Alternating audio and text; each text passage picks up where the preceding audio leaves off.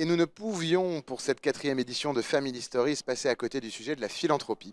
Effectivement, on a appelé ce panel la voie de l'optimisme. Alors moi, j'ai plutôt les voies de l'optimisme autour de moi, avec à ma gauche Sabine Desoir, directrice du Centre de la philanthropie au sein de la Fondation de France. Bonjour Sabine. Bonjour. Merci d'être avec nous. À ma droite, Sophie Lacoste, coprésidente de FUSALP. Bonjour. Bonjour. Un plaisir de vous recevoir toutes deux en plateau pour passer quelques minutes et parler de la philanthropie.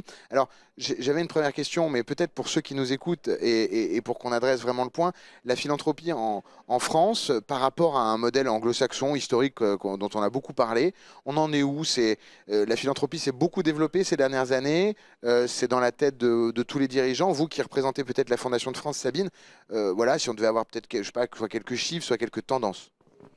Merci beaucoup. Alors, je pense qu'on peut commencer par dire que la philanthropie française, elle est vraiment extrêmement différente de la philanthropie anglo-saxonne. Naturellement aussi parce qu'en France, on a un État qui a largement contribué au développement et à l'accompagnement des projets sociétaux. On a un État dit providence, même si c'est peut-être un peu moins vrai depuis quelques années. Et donc la philanthropie, elle a pas explosé comme elle a pu exploser aux États-Unis ou en Angleterre. Ceci étant, la philanthropie à la française, qui est une singularité, elle est en très forte croissance depuis que la Fondation de France existe, mais même depuis l'histoire. La philanthropie, elle est née de l'hôpital public. Ça veut dire quoi la philanthropie à la française? La philanthropie à la française, c'est une philanthropie qui est, je pense, moins teintée d'ego que la philanthropie américaine notamment. Elle est moins évidente, elle est moins systématique, mais elle est plus réfléchie dans sa mise en œuvre. Elle est en très forte croissance en France. On a une explosion des chiffres de la philanthropie depuis à peu près une dizaine d'années. Aujourd'hui, ce qu'on appelle la générosité, c'est 9 milliards d'euros par an qui contribuent à l'intérêt général via des structures qui peuvent être des fondations, des associations, des fonds de dotation. Et la modalité de lancement en philanthropie est très simplifiée aujourd'hui en France et donc ça permet de voir émerger des très beaux projets. 9 milliards, ça correspond à quoi? Vous dites depuis 10 ans, ça a doublé en 10 ans, triplé? Non, c'est 30% de plus ces 5 dernières années. Ah ouais. Mais c'est déjà énorme. Oui. On a aussi probablement une philanthropie qui va continuer à grandir. Il y a ce qu'on appelle la grande transmission qui arrive dans quelques années. Il y a 9 000 milliards d'euros qui vont changer de main. Et donc, il y a ces questions aussi de la contribution à l'intérêt général et du partage de la valeur. Et puis, ce qui favorise, je pense, le développement de la philanthropie, c'est la prise de conscience des nouvelles générations, notamment dans le cadre de l'entreprise familiale, où la next-gen qui monte dans les gouvernances arrive avec un tout petit peu plus de sens de partage de la valeur que les générations précédentes. Bon, merci pour l'introduction, Sabine. On voit que ça bouge, en tout cas, la philanthropie en France. Et cette philanthropie à la française n'a que de beaux jours devant elle avec cette next-gen qui arrive. Sophie Lacoste, vous, donc, je le disais, vous êtes coprésidente de FUSALP. Comment est-ce qu'on aborde le sujet de la philanthropie quand on se pose la question, quand on est dans une famille, quand on est dirigeante, voilà. Comment est-ce qu'on aborde ce sujet? On commence par quoi? Comment on fait? Alors, je pense que la meilleure façon de commencer à réfléchir à ce sujet-là, c'est de rencontrer des gens qui en font, d'aller voir évidemment des conseillers professionnels, mais aussi des gens qui ont fait des fondations. Et dans le cadre des fondations familiales, il y a une association moi, qui m'a beaucoup aidée, qui s'appelle Un Esprit de Famille, et qui est très ouverte. Donc il suffit, si vous avez envie de monter une fondation, d'aller voir le site internet et de les contacter. Et ça vous permet de rencontrer des gens qui ont déjà fait des fondations sur les sujets qui vous intéressent, si vous voulez travailler sur l'écologie, sur des problématiques de société, et de vraiment comprendre comment les gens se sont structurés et de quelle manière en fait ils abordent la thématique que vous avez envie de traiter. Génial. Et alors, du coup, je dois vous poser la question.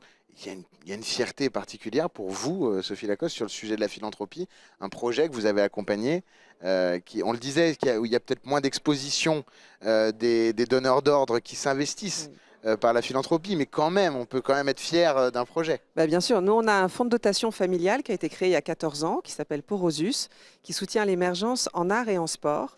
Et donc on soutient les jeunes talents émergents. Et on a une chance dingue, c'est qu'on soutient des sportifs qui vont au JO. Et on a eu au JO de Paris notre première médaillée olympique, Génial. Qui est une surfeuse qui s'appelle Joanne Defay.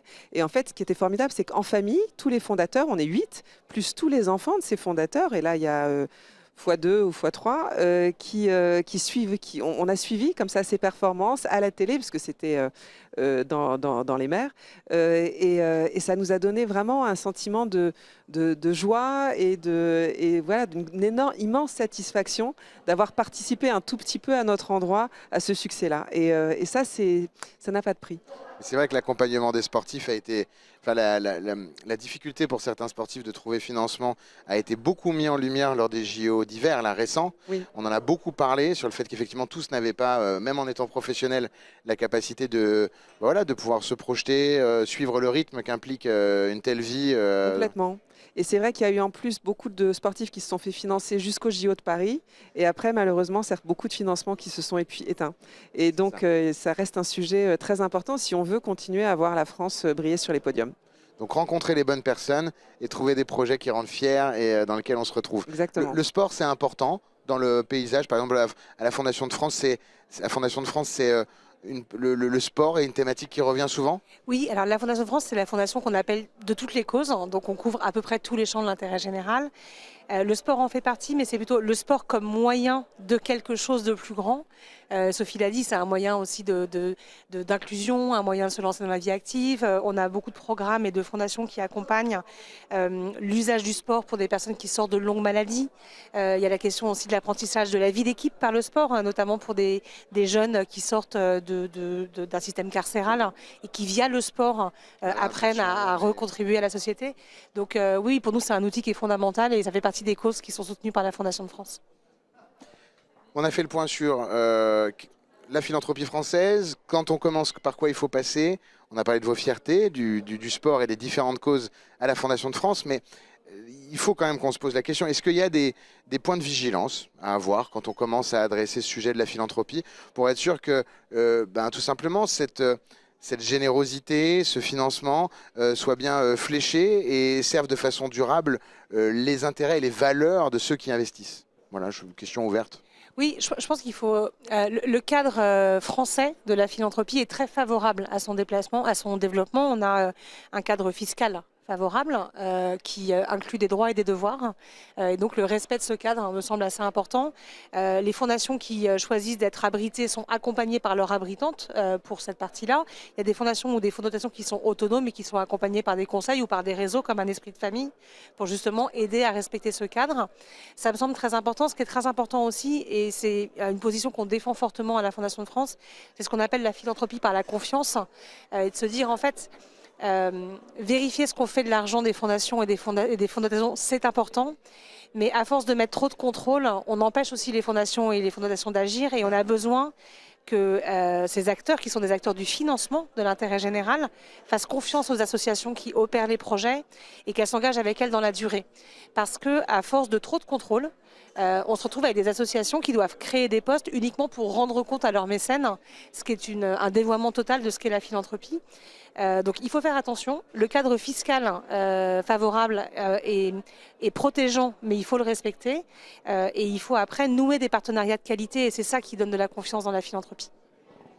Et moi, je rajouterais, par rapport aux fondations familiales, en fait, ce qui est important aussi, c'est de travailler bien la gouvernance. Et ça, c'est assez formidable. Notre fonds de dotation a 14 ans et on apprend chaque année à travailler de mieux en mieux ensemble. C'est de plus en plus agréable et ça demande vraiment une attention et une organisation très importante parce que malgré tout, c'est des outils qu'on fait pour améliorer la cohésion de la famille, pour les transmettre à nos enfants, pour transmettre des valeurs, pour asseoir notre sens des responsabilités par rapport à notre communauté. Et donc, ça doit se faire dans beaucoup de cohésion familiale et c'est très important de le structurer, de l'adresser, de se faire accompagner aussi pour que la Fondation soit vraiment un vecteur de mieux pour la famille et pour son environnement. Et ça veut dire d'avoir différents organes de décision sur la décision de sélection des projets, mais j'imagine aussi sur le fonctionnement derrière dans le suivi, parce que derrière, il faut faire vivre cet argent qu'on donne et pour le suivre. Donc, vous avez différents organes ou c'est un conseil qui se réunit une fois par trimestre?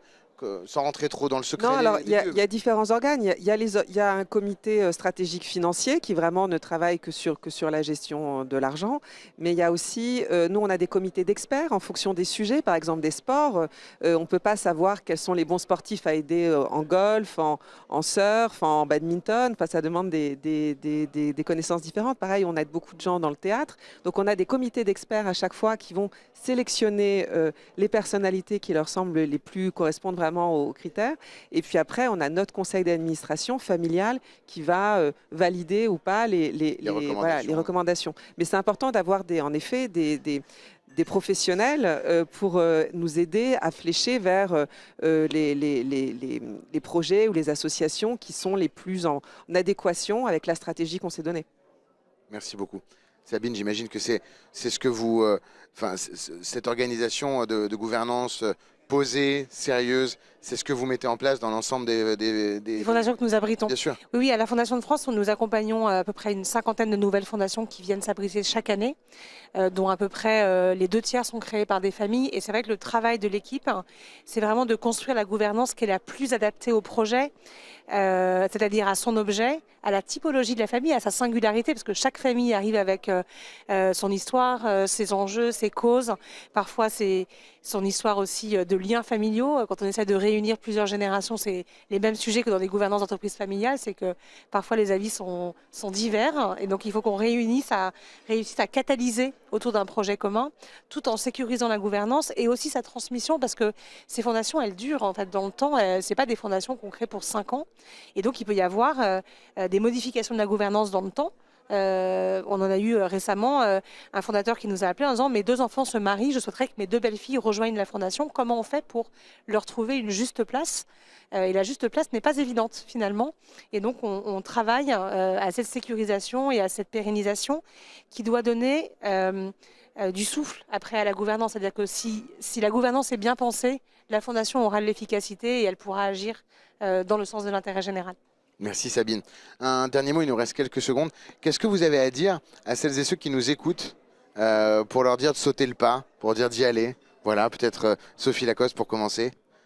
C'est une immense joie, hein. Franchement, c'est la meilleure partie de ma semaine. Moi, j'ai aussi une entreprise familiale par ailleurs. Et travailler sur la fondation en famille, c'est vraiment les sujets les plus joyeux et une fierté énorme.